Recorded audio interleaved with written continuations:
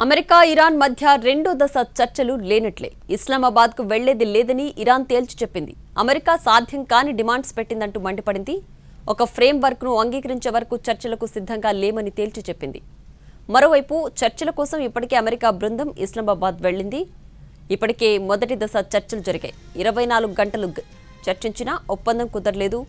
అణుబాంబుల తయారీ, హర్ముజ్ జలసంధి, ఆర్థిక అంశాల చుట్టే ఈ చర్చలు జరుగుతున్నాయి. ఈ అంశాల్లోని ఏకాభిప్రాయం రావట్లేదు.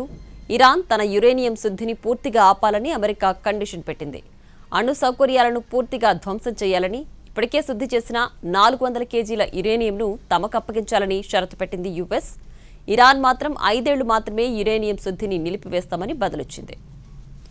ఇక హర్ముజ్ జలసంధి విషయంలోనూ భిన్నాభిప్రాయాలున్నాయి. జలసంధి మొత్తం తమ కంట్రోల్లోనే ఉంటుందని, టోల్ ఫీ సైతం వసూలు చేస్తామని ఇరాన్ వాదన. అంతేకాదు, ఇరాన్ పోస్టులను యుఎస్ బ్లాకేట్ చేయడంపైన ఐఆర్జీసీ ఆగ్రహంగా ఉంది. ఇది కాల్పుల విరమణ ఒప్పందం ఉల్లంఘనేనని చెబుతోంది. దిగ్బంధనం పూర్తిగా ఎత్తివేయకుండా చర్చలు ఉండవని ఇప్పటికీ తేల్చి చెప్పింది ఇరాన్. ఇక మూడో అంశం ఆంక్షలు.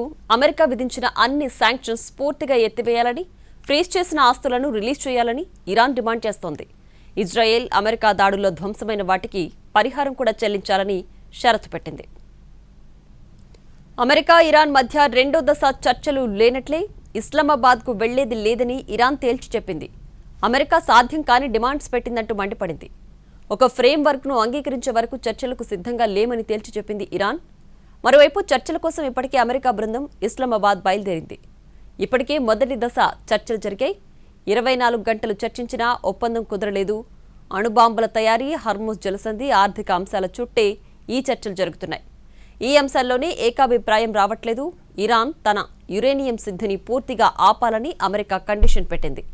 అణు సౌకర్యాలను పూర్తిగా ధ్వంసం చేయాలని, ఇప్పటికే శుద్ధి చేసిన 400 కేజీల యురేనియంను తమకు అప్పగించాలని షరతు పెట్టింది యుఎస్.